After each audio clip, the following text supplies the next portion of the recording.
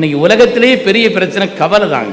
அதற்கு அலிரல்லாஹு இடத்தில் கேட்டார்கள், உலகத்தில் வலிமையானது எதுன்னு கேட்டாங்க. அல்லாஹ் உலகத்தை படைத்தான், உலகம் அசைந்தாடி கொண்டிருந்தது. அந்த நேரத்தில் அல்லாஹ் மலைகளை படைத்தான், பூமி அப்படியே நின்று விட்டது. அதனால் வலிமையானது மலைகள்னு சொன்னாங்க. உலகத்திலே வலிமையானது மலை தானான்னு கேட்டாங்க. மலைகளையும் கூட துகள் துகளாக நொறுக்கி தள்ளிவிடும் இரும்புன்னு சொன்னாங்க. உலகத்திலே வலிமையானது இரும்பு தானான்னு கேட்டாங்க. இந்த இரும்பையும் கூட தண்ணீர் போல் உருக்கிவிடக்கூடிய ஆற்றல் கொண்டது நெருப்புன்னு சொன்னாங்க. உலகத்திலே வலிமையானது நெருப்பு தானான்னு கேட்டாங்க. இல்லை, அதை விட வலிமையானது நீர், அந்த நெருப்பையும் அணைத்து விடக்கூடியதுன்னு சொன்னாங்க.